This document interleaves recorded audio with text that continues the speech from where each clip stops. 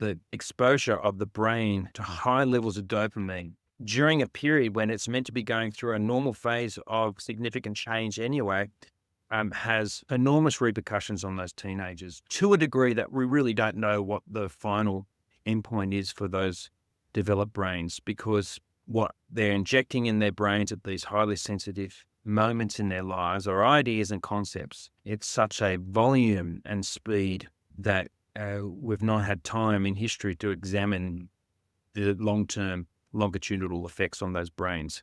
Today, in 2025, the vast majority of young people who are under 40 years old who are dealing with pornography didn't develop the problem of pornography because they were escaping these things. They weren't compensating for something that was deficient in their life, and they weren't sort of pushed into this process because of those external factors. The sheer reality is that they got a phone when they were in their young adolescence. They came across porn sites, they liked what they saw, and then they were hooked.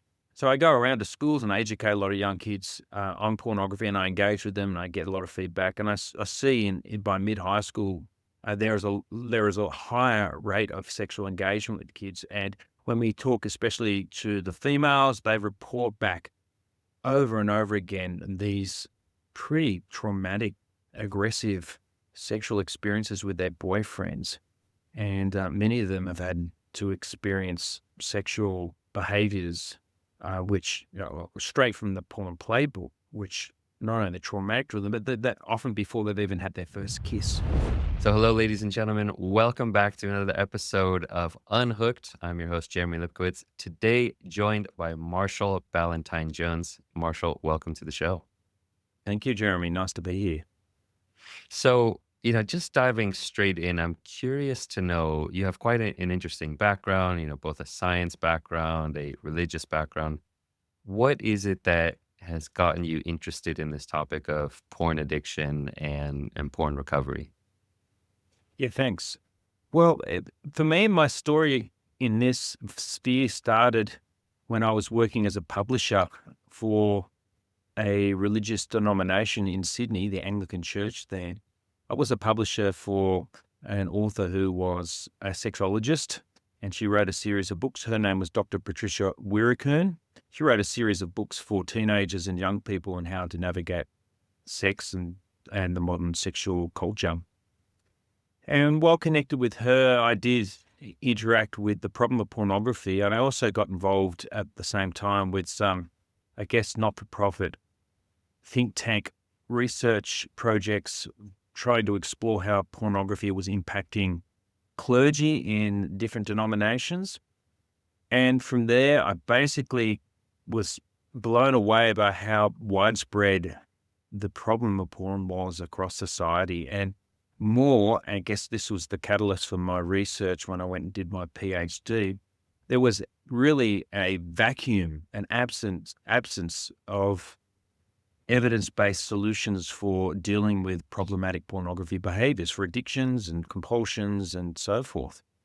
So that was about 10 years ago. I was frustrated with that lack of solution for different communities, and so I made inquiries about how to go and find some evidence-based solutions, which led me down the path of doing a PhD with the University of Sydney. I'm curious, what were some of the things that you were seeing, before, the lack of evidence-based solutions? What were some of the maybe faulty solutions or the things that weren't working that were commonly Well, espoused of, oh, this is what you need to do? the standard 10, 12 years ago, the standard response to so I was very much located within the Christian leadership sphere. So they were applying it to their own ranks of leadership and also the congregations of their churches, for which there was massive problems under the hood when you looked at one church to another. The standard response at the time was go to a counselor and get some accountability. They were the two responses. And it was like, if you go to a counselor, maybe they might do some CBT or something, and that would somehow be the magic wand that would cure a person of these issues. And so that was really the only availability at the time. And also, there was a very primitive awareness in neurology at the time, and the degree at which particularly high dopaminergic activities like masturbating to pornography or other things like excessive social media or computer gaming had uh, in shaping the brain in both uh, beliefs and thinking, feelings, and ultimately behaviors, and particularly the intersection with compulsion, hypofrontality, where as many of your audience will know, the functionality of the prefrontal cortex is diminished while your limbic system is hyperactive, and all those sorts of complicated variables in the brain. That was really not talked about. It was unknown. And certainly, I think even to this day, many in the classic therapy professions are not aware of the neurology component of addiction, behavioral addictions, and therefore don't have a very good grasp of the origins of these issues as well as the solutions. Mm. How does understanding the neurology of the addiction change the treatment or the way we should look at it? I think understanding the neurology, it adds one of the bigger pieces on the board to the problem, and then it gives you a arena to approach some effective treatments. So, of course, people who use pornography will use it for generally pleasure, soothing, escaping, distraction, because, of course, orgasms feel really good, but they also unleash a massive volume of chemicals, right? So the chemicals it's not just dopamine, it's not just endorphins. There's also things like oxytocin and vasopressin, which are very powerful in bonding you to the thing that gave you pleasure. There are shifts and changes in serotonin, for example. There are endocannabinoids, which de-stress you. So spikes in noradrenalines, which of course enhance the memory of the experience. And so there's quite a cocktail of hormones, right? So this is all happening in the brain. And it's good for us to know that. Now, the origins of someone's compulsive behaviors, they could be multiple reasons. They may have been escaping something. So, yeah, I use porn because I'm trying to feel good, but I might be escaping something, and I might be escaping problems in my past, difficulties in my life, frustrations, traumas, and so forth. Now, each of those things may have their own stories and may be complicated and may need some serious unpeeling and treatment and processing with some skillful coaching of a professional therapist to help you understand and deal with them. But look, today in 2025, the vast majority of young people who are under 40 years old who are dealing with pornography didn't develop the problem of pornography because they were escaping these things. They weren't compensating for something that was deficient in their life, and they weren't sort of pushed into this process because of those external factors. The sheer reality is that they got a phone when they were their young adolescents. They came across porn sites, they liked what they saw, and then they were hooked. And so when you're dealing with people who are dealing with this behavior of pornography and I guess addiction and compulsion to it. Look, these people, they came into this process because they got a phone. They Mm. got a phone and they had no reason not to look at that stuff. And before they know it, they are using this frequently and they can't stop using it because it feels so good and they don't know how to stop whenever there's a small urge. Yeah. It's one of the things I was actually listening to a podcast with you recently, and you said something that I felt was so insightful about this, which is, people think that in order to get addicted, you must have had some major trauma in your life or some really intense event pushing you to seek this out. And as you said, these days due to the accessibility of this and how frictionless it is that many young men, they get a phone, they find this, because it's everywhere and it feels good.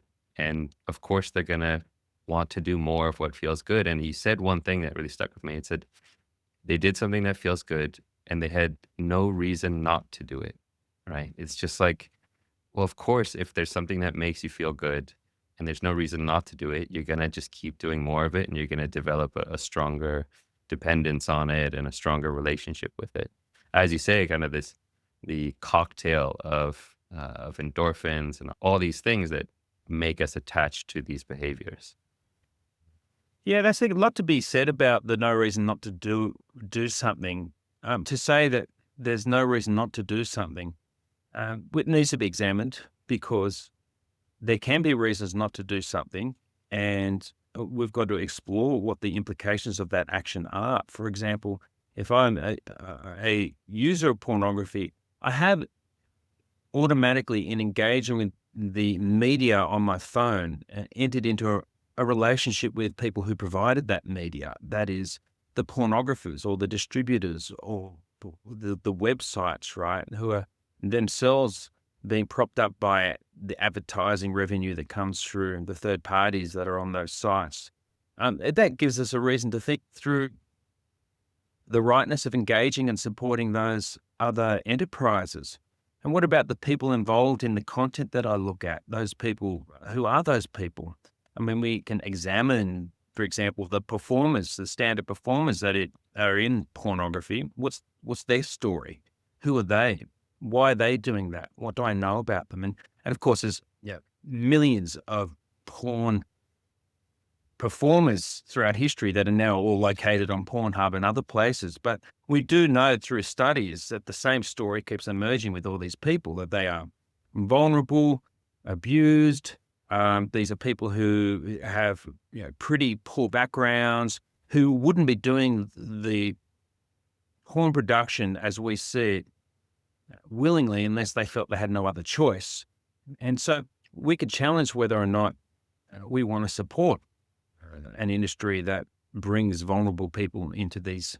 productions and doesn't examine what was going on, whether they were capable of consenting at the time, whether they were desperate for money, whether they were coming from escaping a situation and were doing porn production because they were desperate right then to get some money. You Yeah. see, were they being coerced? So there's questions that we can put to porn use and really challenge the user. We can Yeah. challenge the user about whether or not that content that they're consuming or participating in is actually a good thing for society or that individual or the people that were used in the Yeah. production.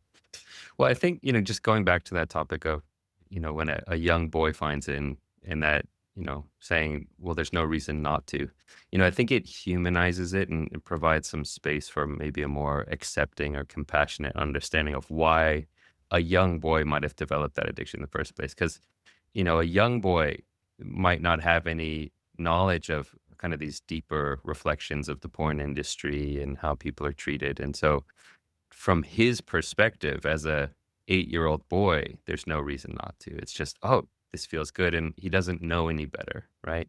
But it's only can when we start to get more awareness and see a bit more of the subtler ways, part of it is the connections to maybe, sex trafficking and ways it can harm people, but even just the subtler ways it can affect ourselves, our own sense of self-worth or integrity, or even more mundane things like our concentration and our ability to focus and take joy in simple pleasures. So there are, as you say, many reasons not to, but I think it humanizes it when you can look at why a young man might have developed this in the first place. Yeah, I think that's right. And I think we have to remember that for most people, their journey with porn started when they were in primary school, when they were 8, 9, 10, 11 years old. So 11 and a half in Australia is about the standard age that someone first encounters pornography, male and female. So, I mean, that's a story there. I mean, those kids who encounter that can be very traumatic for them. And we know that the pornographers are very, very good at seducing people into using porn. They're trying to reach the young people through social media, especially even through Facebook and Twitter, Instagram. it will find them the moment it suspects that the person is young and male. It will start pushing porn to them. So these kids will very quickly be enticed and lured into using it, and packaged around that will be um, ideas which suggest to the user, this is fine, this won't harm you, this is good, there's nothing wrong with this. You don't have to um, deal with the conscience, because I know a lot of young kids do feel very confronted with the content that they're looking at. They don't understand it properly.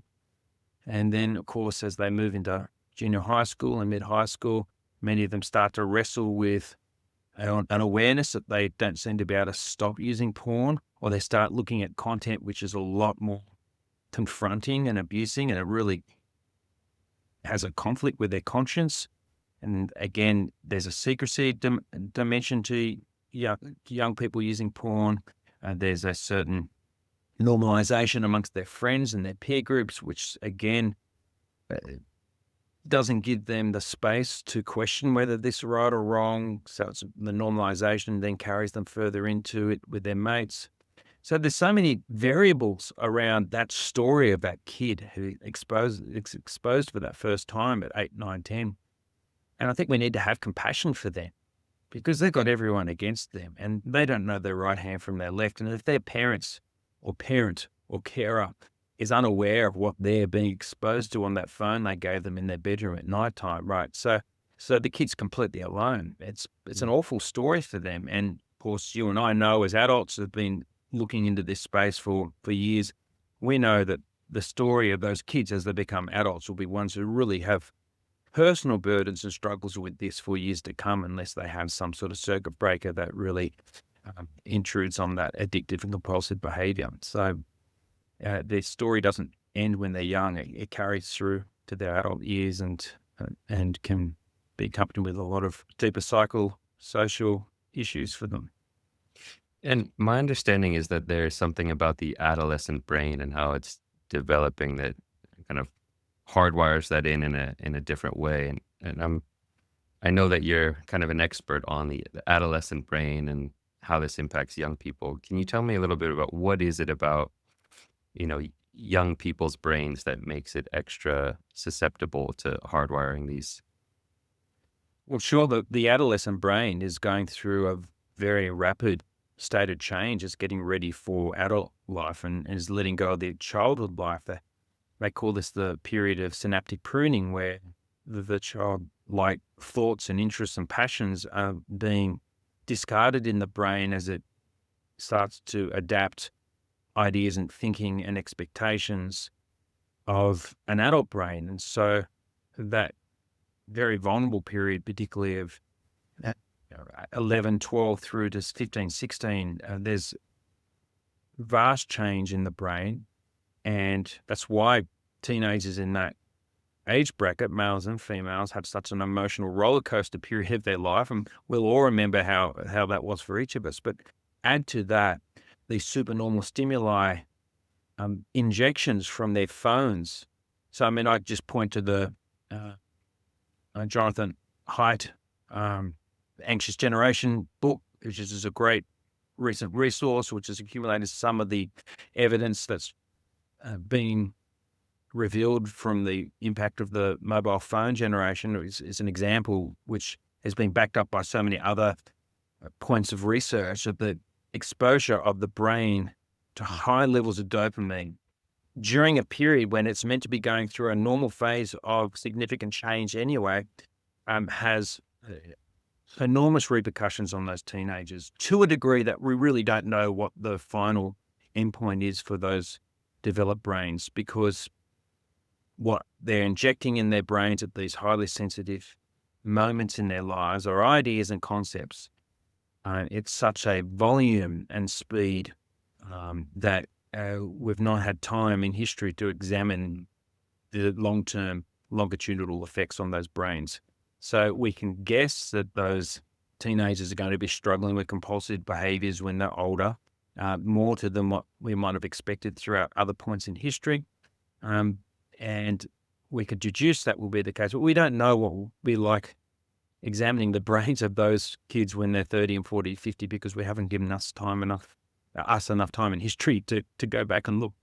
We're still at the beginning of the studies of that. Yeah. What is the research saying about the harms of pornography? It's one thing, I have a subjective experience of how pornography harmed my life and harms my relationships. But I'm curious to know, what does the research say about how it harms people's lives? I think you could look at it in the three major categories. Porn hurts people who are individually using it. And so we know that a person who individually uses a lot of pornography will find a change within their mind and thinking, their belief about sex, about sexual relations, about sexual and social relations will change because they'll be shaped by the content that the user was constantly engaging with. So their beliefs and their feelings will then change as well, their feelings about themselves. They know, and you said this, alluded to this a little bit earlier. There's an impact on esteem and body image. When you're looking at this content all the time, it can't help but invert back on you and cause you to ask questions about yourself. You ask questions about whether, do I look right? Am I normal? For many guys, of course, what was always an obsession with penis size at adolescence now goes through the roof. Do I not only have to look like that, but do I have to act like that as well? And so invariably this intersects with the second arena of harms, which I'll get to in a minute, which is how it impacts the people around the porn user. But I mean, when you're insecure about yourself and your body image, it does create and heighten depression and anxiety, as well as hypersexual thinking. And so people seek out the experiences. They begin to normalize those experiences that they see there and expect that in their real relationships. So we see rises in what we once might have regarded as deviant sexual behaviors, which are now regarded as normal. Anything from anal sex to choking and slapping and basically actions which against, say in a heterosexual context, against girls would be painful and uncomfortable and often traumatic, framed in a way that's normal and expected, and I should pursue that. And somehow if I don't do it like that, I'm deficient. So I go around to schools and I educate a lot of young kids on pornography, and I engage with them and I get a lot of feedback. And I see by mid-high school, there is a higher rate of sexual engagement with kids. And when we talk especially to the females, they report back over and over again these pretty traumatic, aggressive sexual experiences with their boyfriends.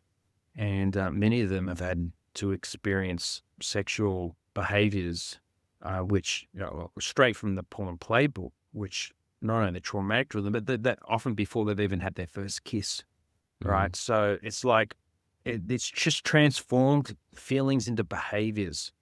And just a little broader, just the culture around the cohorts of young people, particularly young guys at high school today across Australia, and I'm pretty sure across most Western countries where porn is accessible, we see this spike in just baseline sexualized behaviors in their communications with each other, their communications with the other sex, with the girls at school, the girls on the bus, those around them, those online, and even with the staff, particularly the female staff at their schools. We see more sexualized behaviors. So these things are impacting the user. And add to that, you alluded to this before, there are other costs to people who are highly addicted to a behavior like porn addiction. It affects their attention, it affects their memory, it affects their capacity to delay gratification and show self-control, and that flows on to so many other aspects. They have a reduced ability to concentrate, to study, to pursue other interesting hobbies or ventures or pursuits, including things like sport and music and other things. And so this will have a long-term effect on them as well, become quite singular. And there's a neurological reason for this. As you get hypersensitive to to a certain behavior, and it becomes over time, you get desensitized to it as well. You end up becoming quite single-minded. You create new neural pathways which divert all your passions and your interests and your priorities to the point that you become a hermit in that world of whatever that behavior is. And so that's just how it harms the user. Then I said there's the people around them. It's the people they're in relationships with. So relationships are impacted. We know from so many studies, secular studies across the world, that where there is a relationship where one or two of the users are engaging regularly with pornography, they report lower satisfaction in their sex life. They report lower levels of trust. They report lower levels of satisfaction in the relationship in terms of intimacy and romance. And we see heightened levels of acting out and seeking alternative relationships because of that level of dissatisfaction. It brings in unrealistic expectations. And so, yeah, I often frame it this way particularly I'm talking to teenage boys who are, maybe they've been looking at porn 3, 4, 5 years, and they're only 15 when I'm talking to them. And they, in their heads, have had countless sexual experiences. I mean, like hundreds and hundreds and hundreds, if not thousands of sexual experiences, but they've never held the hand of a girl. They've never kissed a girl, but they are in their heads thinking, I can't wait for the day to happen. And I know that many of them think that they're upskilling, they're investing, they're training for the day, right? And they're training for the day, but when the day comes, it ends up being an absolute unmitigated disaster for them because the other person knows very quickly, particularly if we're talking about females, who their baseline emotional intelligence is just way ahead of most of us guys. They will know almost at microscopic speeds. They'll know that it's not them that's turning you on, but something that's going on in your imagination. And that's deflating for them. That's crushing for their esteem. It doesn't bode well for a open and honest and trusting and exclusive relationship. And so people are actually training for a disastrous relationship in the future when they are training with porn. Yeah. And yeah, Just and on that I note, guess, yeah, you might have heard this quote, but it's something I love the analogy. I saw this quote once that said, "Trying to learn about sex by watching porn is like trying to learn how to drive a car by watching The Fast and the Furious." that's it, right? Okay, that's right. I mean, it's armchair expertise, and the kids are not prepared for the reality of a real bodily and relational sexual experience. And so, yeah, there's a lot That of work being done in this space. there's so much to intimacy that is not addressed in porn, in terms of communication and just the gentler side of intimacy and what it means to really be present with another human being and to be curious about their emotional experience. That in porn, it's just a hardcore straight away from 0 to 100. Yeah. And there's no concept of foreplay. It's over with 5 to 8 minutes. You Mhm. know, I hope these part of the complete Or consent unreality even. I of mean, this is one thing and I've talked consent. about a lot, that you will never see in a porn video, you will never see a girl being asked for consent and her saying no and that wish being respected. That You wouldn't ever see that, because then it wouldn't be porn. And so what is this teaching to young boys? It's teaching them that whenever I make an advance, a girl will say yes. It's interesting. There was a article about a month ago in one of our mainstream News Corp newspapers that was profiling an Australian OnlyFans porn performer who had made it on the global stage. I'm not going to bother saying his name. I don't want to incite people to check him out. But anyway, the article's main theme was this guy is different because girls love him because in the porn clips that he uses, he asked for consent. And so I thought, this is interesting. So me and a couple of my research team decided to have a look at some of his clips, and basically there were a couple of samples where he said, "Would you be okay if we did this?" And they always said yes, right? And then what came after that was a classic, almost carbon copy of every other modern gonzo porn clip with all the same behaviors, including grabbing them by the neck and choking them, cream pieing them without any consent, and a bit of slapping and spitting in their faces. This guy was no model for consent. It was the same stuff, but it was glorified at the media level because some people said he was patient enough. It was basically manufactured consent.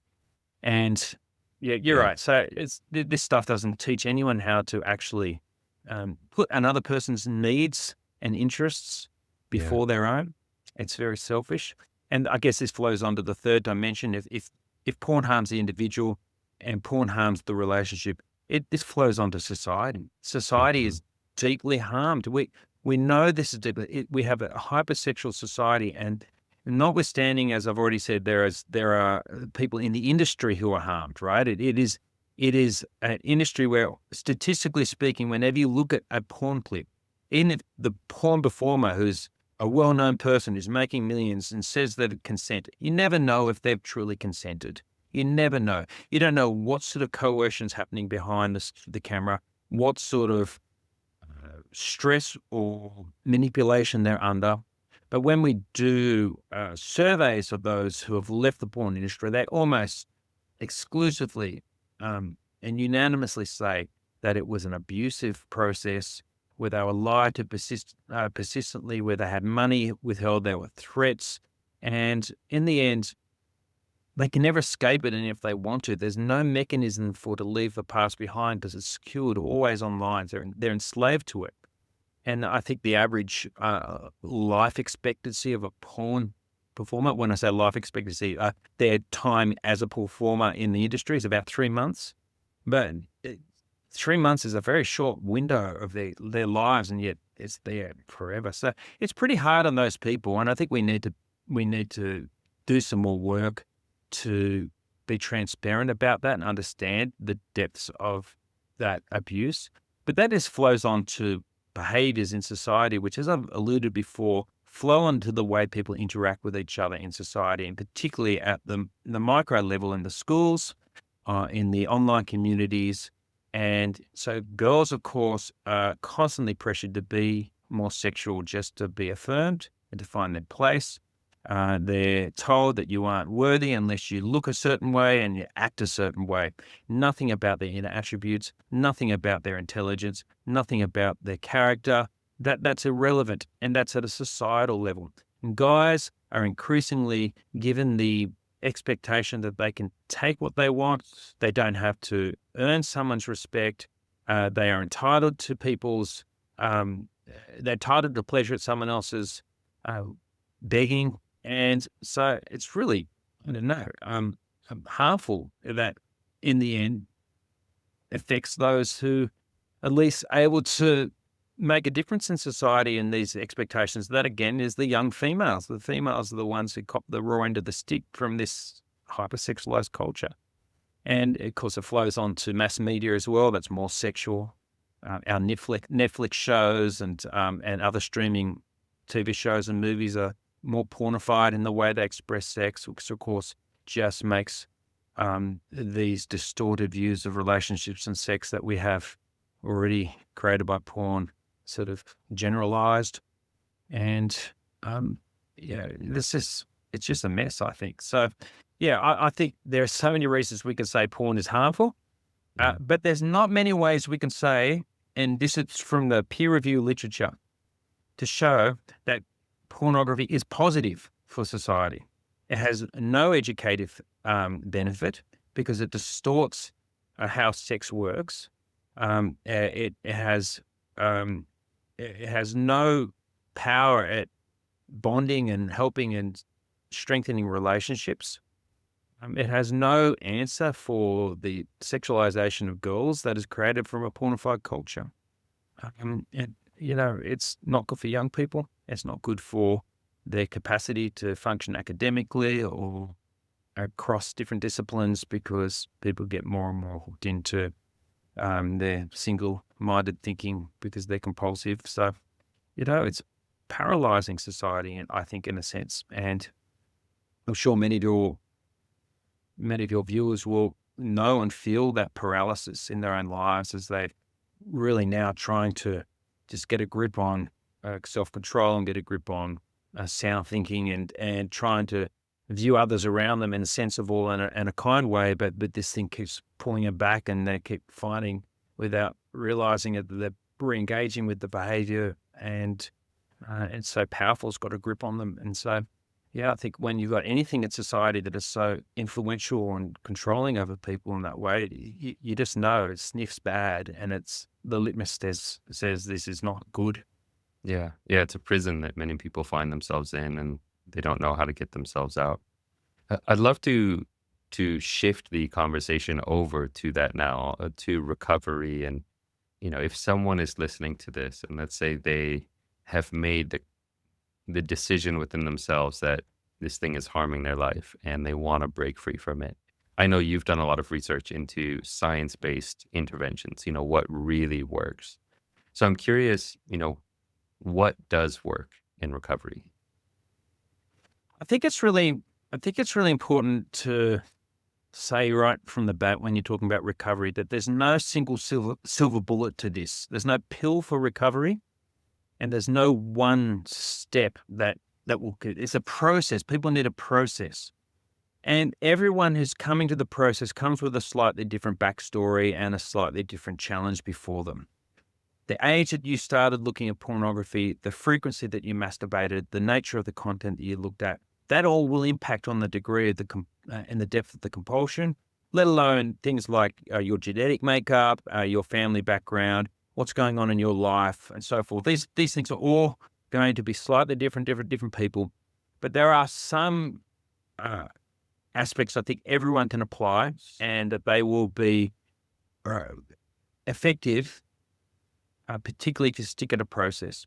I think one of the things we need to get back to is realize that this behavior has impacted the brain. And so that's an area that we can really tackle well. We know that the brain is plastic, it changes. And it changes by what you feed it. It will respond to dopamine. Its dopaminergic activities will impact it. The brain will recognize that when you keep feeding it a certain rewarding behavior, it will start to align itself by creating new neural pathways and to want to revisit those behaviors. And so, okay, over time, I've developed in my brain a habit that says whenever I'm tired or when I'm stressed or whenever I'm bored or whenever I've got a trigger, I want to go to this behavior, which is porn. Well, okay. The first thing I need to do is I need to starve myself of that behavior. I got to work really hard at preventing myself from accessing it, because every time I reward my brain with more dopamine, I basically reinforce those neural pathways that are there. Now, we do know that the brain synaptically prunes throughout life. If you neglect something long enough, it will start to break away and become less and less prominent in your brain until eventually it will have no sort of drive over you at all. An example that I tell people is me and my passion for golf. As a teenager, I wanted to be a professional golfer. I was never that good, but I still had this aspiration. I practiced and I looked forward to playing golf, and it was something that really drove me. I always got excited about playing golf. And the nights before I had a game, I couldn't sleep, and it was sort of like just consume me. And I'd buy golfing magazines and I'd follow all the stuff. In my 30s, I developed back problems to the point I needed surgery. And then I couldn't finish a game of golf without pain. And so I stopped playing golf. And so my golf clubs, they basically just gathered dust in the garage. And 15 years it had been since I'd had a decent game of golf. I'm 50 now, and I really struggle to finish a round still. So you mentioned golf to me now, and I don't care. I'm utterly, it's like blank to me. I'm indifferent. Why am I indifferent? Because my brain has just synaptically pruned away all those interesting pathways that gave me pleasure from it in the past. It's not where I get my pleasure from anymore. And so if you neglect something like porn long enough, it will start to crumble and fall away. Now, there are guideline estimates about how much time you need. These are not backed by any concrete science because the studies have not been done. But ballpark ideas are it would take you about 30 days just to lose cravings for the behavior. It would take you maybe 2 months to establish a new behavior, and this is what you need to do when you're saying no to a behavior that you're escaping.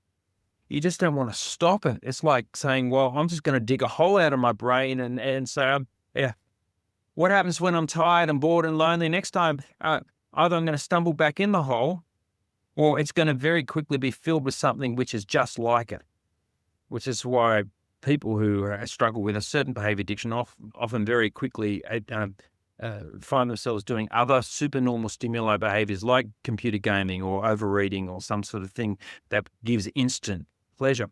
So what you want to do is you want to fill that hole with something which is meaningful, which is pleasurable, but is something that you've got to put time and effort into. We call it an earned dopamine activity, whereas porn is an example of a cheap dopamine activity. And that's something which you're going to have to invest in. And it's quite an exciting and fun part of life. It gives you a license to get a hobby or a few hobbies and to throw yourselves into them. And over time, your brain will start to think, "Well, when I am tired, when I'm bored, when I'm stressed, whenever I do need to get some sort of compensation, I will go to the new thing."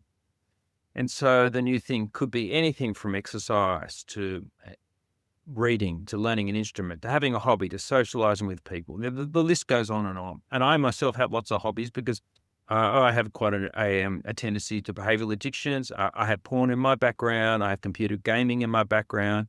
I'm 50 and I'm trying to be responsible and set a model for my children, but I have these pulls to these things. So I put in my place practices which really limit my capacity to revisit the negative behavior while at the same time investing in new ones. So that's just a pattern in neurology, and your brain will change and adapt, and because it's plastic, and over time, you will see the fruit from that. And I know many dozens of people in my own experience who have been able to successfully say goodbye to porn addiction from just practicing these things. So that's the first thing. I just say a couple of other things in terms of the process. It's really hard to change on your own. And it's really helpful to have community around you. Now, I would advise people, if they can, to get to some sort of support group, because support groups give you not only an environment of others who can hear your story, but that goes back to others, it's people who get you. So that might be anything from a 12-step side of kind of concept or another recovery program type concept. There's many different models out there. And I think the bottom line is if you're journeying with other people and you're regularly sharing and being transparent with people, that is just powerful. It sort of is exponential, the support in terms of motivating you and keeping your will going, because you're going to need will. You can't control every variable in your life. There will be times when you feel really low. There will be temptations that come left field and you weren't expecting. You need to have resilience at those times, and other people will help give you that. So the community is important. I also think people need to be aware. They need to have an education or a knowledge of just the scope and degree of harm and damage that's happening with pornography, both to themselves as well as to those around us, including societally. I think the more information we have, not only does it heighten how bad this content and this behavior is, but it also will again give you motivation to want to stay away from it and to change. And it will show you the different areas where you might be susceptible to it. It also might give you further ideas about how you can turn your private conviction of change into something that's beneficial to others. So if there are activists out there who are working to combat the porn industry, you can support them. If there are people in your local community where you see there is a dubious influence of pornography in it, but maybe the way the boys speak, maybe the way families fail to monitor their own children, you can have a word in there and sort of act locally to sort of increase and enhance a corporate response.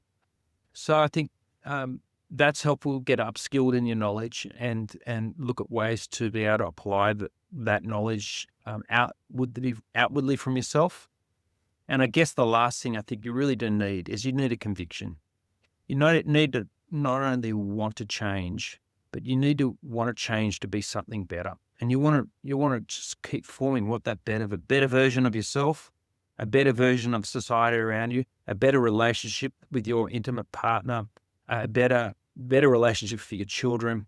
You want to have a goal which is worthy and aspirate that is gives aspiration. Does that make sense? Because I think Yeah. Man. when you're driven by something outside of yourself and it's a noble and worthy cause, that is, I think, just very powerful, and it will help again sustain your short-term change and your long-term management. And Yeah. I guess management is important. I think long term, you do need to make sure you set up good structures around your private life and your family life that, again, minimize bad behaviors, reward and encourage good behaviors. I mean, just habits and choices. And over time, added together, all those aspects um, create a process which does see real change that is lasting. And I think people shouldn't despair if they fall off the apple cart periodically or occasionally and think, well, that was just stupid. No, processes take time.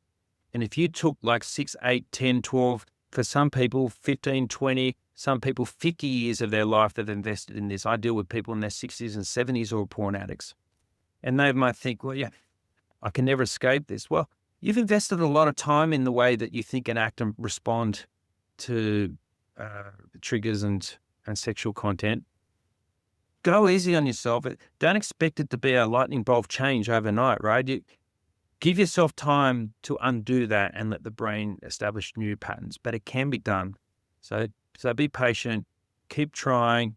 The moment that if you do happen to fail on your convictions and repeat a behavior you said you don't want to do, well, don't give up, but just tell someone about it and then just resolve to keep pushing forward, trust the processes that you've put in place, and eventually you'll find that you are able to master those temptations and able to be resilient.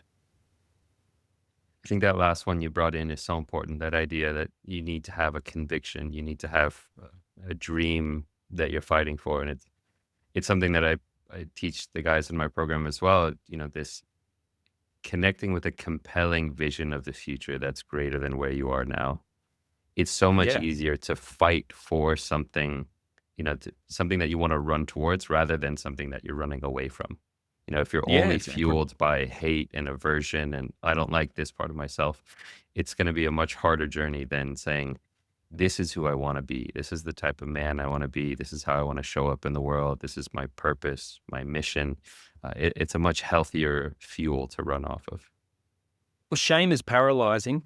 And if someone finds that they've gone against their conscience too many times because they keep repeating the failures, that could become so debilitating, and psychologically it can be devastating on people. And that's what happens if you're only escaping something bad. You need to be pursuing something good and something greater than, more aspirational than where you're at now. Mm, Great, man. Well, it's a great place to end. Last question for you. If someone is listening to this, and they're in the depths of this addiction and just really struggling, and they feel like they keep trying, but they're not seeing any progress. Are there any final words you'd want to leave for someone in that position? Sure, you're not alone in those feelings at all. In fact, your feelings are far more common than you realize. It's just that because you are functioning alone, that you feel you're alone. And so don't despair that somehow this is a problem which no one else can understand and no one else has experienced. There are many out there, and the sooner you can make contact with others on the same pathway, the sooner you'll get a release and relief with that knowledge that not only you're not alone, but there are others who are trying to battle as well. And again, let me just echo what I said before. These processes can take time, but they will work if you put time into it. So, um, wherever you're at, draw a line and say, well, as of this moment, I'm now going to start pushing forward. I'm going to make efforts to cut off that influence that's negative, and I'm going to start investing in good stuff. And I'm going to talk to some others about it, and I'm going to get into a community that I can share this with, and I'm just going to push forward. And I think you'll be surprised at how quickly you can have effective change. Mm. Where can people find out more about your work? Where should they get connected? Sure. Look, I have two websites. One is a website for my school-based publishing and consultancy business. It's called digihelp.io. Digihelp, digihelp.io, and that's for anyone in the primary and high school space who want to have some education solutions for their schools. The other thing is a faith-based recovery program that I've produced called Resist, and they can find that at resistprogram.org. So it's a Christian-based one. There's quite a few other Christian-based programs out there, and many of them are excellent. What makes mine's different is it's a 5-week only program. It's quite short, it's punchy, it's fast, and it's really getting people into the process of change as quick as possible. So you can check those out, and you can contact me through them, and I'm very happy to talk with people. Amazing. Well, we'll definitely link all of those in the show notes below. So, um, man, it's been wonderful having you on as a guest today. Really insightful stuff, and glad we got to bring you on here. So that's it for today, folks. Thanks for tuning in to another episode of Unhooked. We'll see you guys on the next episode.